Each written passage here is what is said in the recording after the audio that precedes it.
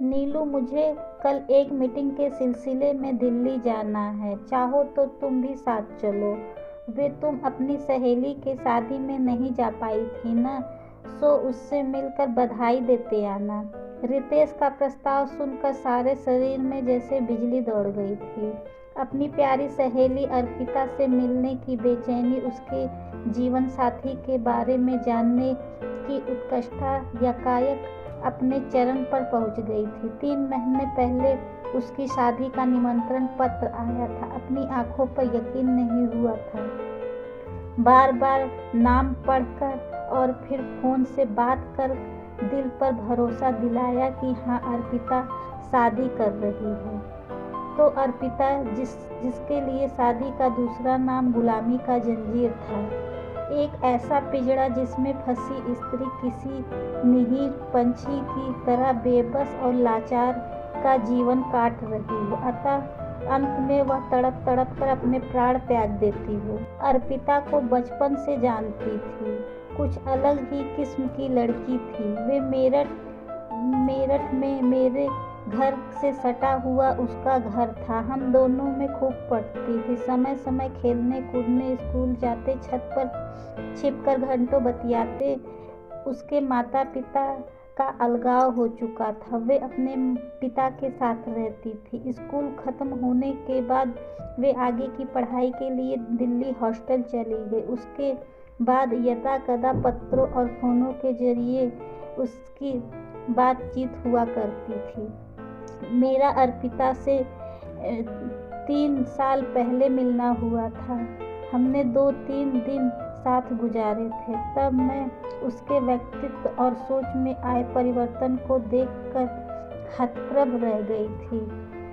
हर्षिता अब वो बचपन वाली चुलबुली चहकती गुड़िया नहीं रह गई थी।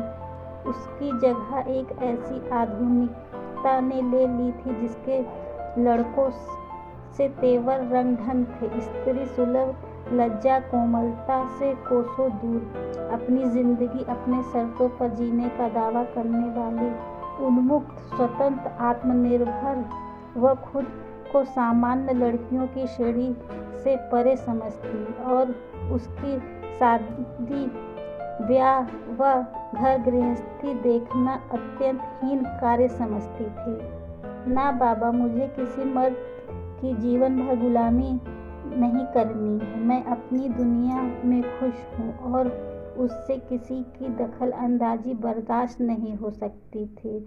उसने मुझसे कहा भी था। अर्पिता अक्सर कहती है, हिंदुस्तानी समाज में सबसे बुरी आदत एक दूसरे के जीवन में ताक झांक व हस्तक्षेप करना है। मेरे सामने उसका मकान मालिक गलती से पूछ बैठा, बेटी 2-3 दिन से दिखाई नहीं दी, कहीं बाहर गई थी क्या? बस अर्पिता की चढ़ाई कर दी। देखना ना किस कदर रोक टोक की आदत है इन लोगों को। मैं कहीं भी जाऊं, जीऊं या मरूं, किसी को क्या? इतनी सी बात उसके लिए निजी जीवन में हस्तक्षेप का उदाहरण थी। अर्पिता के ऐसे आत्म केंद्रित दृष्टिकोण के चलने में ये जानने को बेताब थी कि वह शादी के चक्कर में कैसे पड़ी। वे कौन महानुभाव है जो जिसका हस्तक्षेप उसके सदा के लिए स्वीकार किया? क्या वे भी मेरी तरह घर में कामकाज करती होगी? इसी दिमाग उधेड़-बुन में उलझे हुए मुझे पता भी नहीं चला कि मैं कब अपनी पैकिंग कर दिल्ली जाने के लिए रेडी हो गई। रास्ते भर रितेश को अर्पिता के बारे में बताती रही और वे हैरान होते रहे। अधिकार हम अर्पिता के घर पहुंच गए। एक बार फिर उसने अपने बदले हुए व्यक्तित्व से मुझे अचंभित कर दिया। पिछली बार तीखे तेवर दिखाने वाली अर्पिता आज किसी भारतीय आम गृहिणी की तरह ही नजर आ रही थी। सलीके से बंधी हुई सूती साड़ी, जूड़े में सवारे बाल, माथे पर कुमकुम बिंदी, मांग में सिंदूर, उसने हमारी खूब आवभगत की। रितेश चाय की चुस्की लेते हुए बार बार मुझे कनखियों से घूर रहे थे, जैसे नजरों से कह रहे हों, झूठी कहीं कि तूने क्या बताया था और यह क्या निकली। मेरे पास नजरें बचाने के सिवा और कोई दूसरा चारा नहीं था। अर्पिता के पति 3-4 दिन के लिए बाहर गए थे। यद्यपि मेरा रितेश के साथ गेस्ट हाउस में रुकने का प्रोग्राम था, मगर अर्पिता ने मुझे अपने साथ रुकने के लिए राजी कर लिया था। थोड़ी देर बाद रितेश ने विदा ली और उसके जाते ही मैंने उस पर सवालों की झड़ी लगा दी। ये क्या, क्यों, कैसे? अर्पिता खिलखिलाकर हंसने लगी। आज उसकी बहुत पुरानी बाल सुलभ खिलखिलाहट कानों में अमृत की तरह घुल रही थी। तू अभी अभी तो आई है, सब क्या अभी जान लेगी? कुछ देर आराम से बैठ, मैं अपने 1-2 काम निपटा लूँ, फिर तसल्ली से बातें करेंगे, कहकर अर्पिता रसोई में चली गई। कुछ देर बाद वहीं बैठा, फिर मैंने भी उसके पीछे पीछे चल दी। क्या बना रही है? भरवा बैगन और कचौड़ी। वह क्या बात है, मगर अभी तो मुझे बिल्कुल भी भूख नहीं है। अभी तो पेट भरा है, नाश्ता किया है। अभी मुझे भी कौन दे रहा है? ये तो मैंने अपनी पड़ोसन संध्या के लिए बनाई हूँ, वे माँ बनने वाली है। 3रा महीना चल रहा है। आजकल उसका चटपटा खाने का बड़ा मन करता है, मगर मॉर्निंग सिकनेस की वजह से रसोई में नहीं जा सकती। कल बातों ही बातों में यूं ही कह रही थी कि भरवा बैगन व कचौड़ी खाने का बड़ा मन हो रहा है। सोचा आज उसे सरप्राइज देकर खिला आऊं। मुझे एक और झटका लगा। पड़ोसियों के हाल चाल पूछने तक को बुरा समझने वाली लड़की आज अपनी पड़ोसन को सरप्राइज देकर कुछ खिलाना चाहती है। यकीन नहीं हुआ। मैंने उसके माथे पर हाथ फेर कर तबीयत देखने का अभिनय किया। चल हट, मैं अब बदल गई हूँ। वो तो मैं भी देख रही हूँ, मगर कैसे ये समझ नहीं आ रहा है। वे सब बाद में बताऊंगी, पहले मैं ज़रा संध्या को खाना देकर आऊँ। अर्पिता खाना लेकर चली गई। थोड़ी देर बाद वो वापस आने पर उसके चेहरे पर खुशी व संतोष के भाव झलक रहे थे। लगता था तेरी पड़ोसन ने भरवा बैगन व कचौड़ी पसंद आ गई। हाँ, वे तो इतनी खुश हो गई, क्या बताऊं। मेरा पेट तो उसका खिला हुआ चेहरा ही देखकर भर गया। सच, दूसरों के लिए कुछ अच्छा कर उन्हें खुशी देने में कितना सुख है, मैंने बहुत देर से सीखा। कहते हुए अर्पिता की आंखों में एक अजीब सा सूनापन छा गया था। वह शून्य से ताकने लगी, तैसे अतीत की किसी चौखट को छूने चली गई हो।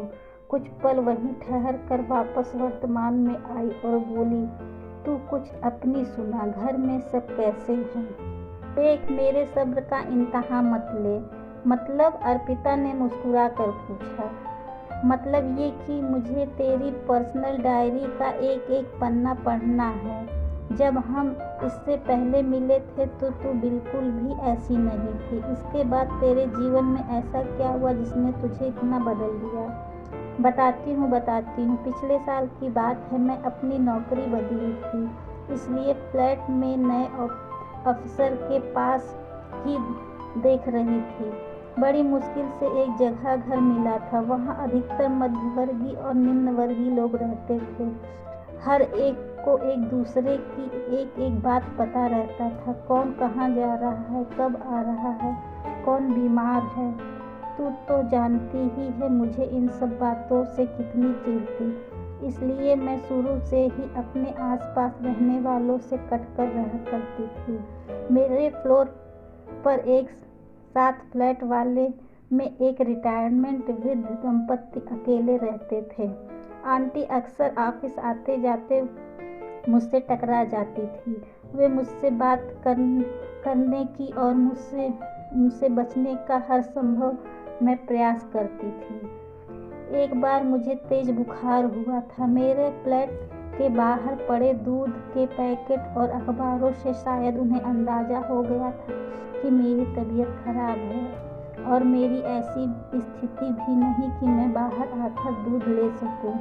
तब हफ्ते भर तक उन्होंने मेरा माँ की तरह ख्याल रखा था।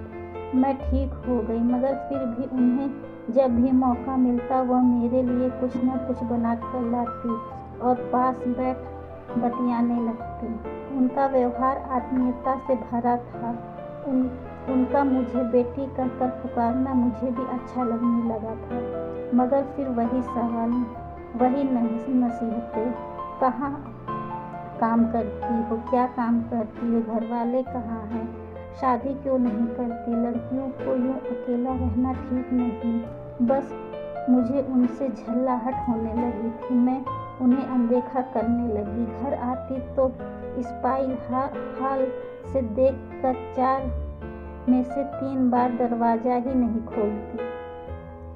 एक दिन रविवार का था। मैं सुबह आराम से बैठी अखबार पढ़ रही थी, तभी दरवाजे पर दस्तक होने लगी।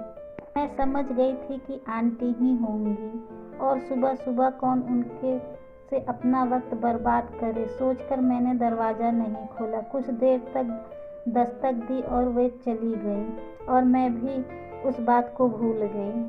शाम को मैं कहीं बाहर जा रही थी, तभी हमारी बिल्डिंग के वॉचमैन ने मुझे देखकर पूछा, मैडम, वो आपके साथ वाले फ्लैट के साहब का क्या हाल है?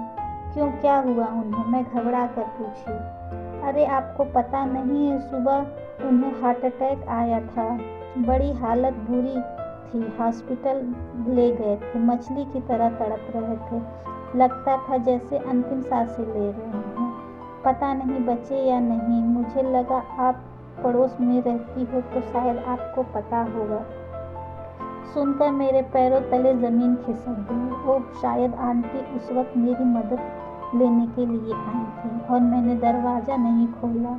अपने स्वार्थी कृत्य पर मेरी आत्मीयता मुझे धिक्कारने लगी। इधर उधर पूछताछ कर बड़ी मुश्किल से उन्हें हॉस्पिटल का पता चला। मैं भागी भागी पहुंची तो देखा अंकल का देहांत हो चुका था। आंटी एकदम अकेली असहाय सी अंकल के पार्थिव शरीर के पास बैठी थी। मुझे आंटी ने जिस नज़रों से देखा मैं कभी भूल नहीं सकती। आंटी के हॉस्पिटल में फॉर्मेलिटी समझ नहीं आ रही थी। मैंने ही वहाँ का सब काम निपटाया। उनकी अपनी कोई संतान नहीं थी। किसी रिश्तेदार को बुलाने से भी मना कर दिया। कहने लगी, जब जीते जी किसी ने नहीं पूछा कि उनकी मौत पर क्यों किसी का एहसान है। अंकल का दाह संस्कार विद्युत शवदाह गृह में कर दिया गया था। अपने दिल पर गुनाह का बोझ लिए मैं हफ्ते भर उनके साथ रही और उनकी देखभाल की। बातों बातों में उन्होंने मुझे बताया, जब तेरे अंकल को हार्ट अटैक आया था तब मैं दुर्भाग्य से हमारा फोन भी खराब हो गया था। मैं तेरे दरवाजे पर सहायता मांगने गई थी। सोचा था कि अगर तू अपनी कार से जल्दी उन्हें हॉस्पिटल पहुंचा दे या फ़ोन करके एम्बुलेंस बुलवा दे, मगर मेरा दुर्भाग्य तू भी घर पर नहीं थी। बाहर से फ़ोन करके मैं और उन्हें हॉस्पिटल ले गई। कुछ मिनटों में देरी के कारण उन्होंने प्राण त्याग दिए। डॉक्टर कह रहे थे कि अगर 10 मिनट पहले आए होते तो ये बच सकते थे। खैर, नियति को कौन टाल सकता है। मैं उनसे क्या कहती, कैसे बताती कि उस दर्दनाक घड़ी में मैं घर पर ही थी, मगर अपने क्षणिक स्वार्थ में आकर मैंने दरवाज़ा नहीं खोला और उनके सुहाग की मौत में मुंह में ढकेल दिया। अर्पिता फुट फुट कर रोने लगी। उसकी आपबीती सुनकर मेरे भी आंसू नहीं रोक पाई। क्या बताऊं नीलू, आज तक अपने कंधों पर उस गुनाह का बोझ ढो रही हूँ। आंटी जब तक मेरे पड़ोस में रही मुझे अपना सबसे बड़ा हितैषी समझती रही और मैंने उनका सब कुछ छीन लिया था। ऐसा मत बोल अर्पिता, तुझे क्या पता था कि वे किस मुसीबत में हैं। इसी बात का तो दुख है नीलू। मुसीबत पहले से बता कर तो नहीं आती। उन्हीं दिनों मेरी मुलाकात राज से हुई। मेरे ऑफिस में उनकी नई पोस्टिंग थी। वे शकल सूरत रंग ढंग से बिल्कुल साधारण थे और उनके विचार और सहायता जैसे गुरुत्व से बेहद ही मैं प्रभावित हुई, और इसलिए मैंने शादी करने का फैसला कर लिया, क्योंकि मुझे पता था कि जीवन में ऐसे वक्त आते हैं जब हमें फैसले अलग अलग तरीके से लेने पड़ते हैं। ऐसी ही कहानियाँ सुनने के लिए लाइक और सब्सक्राइब करें।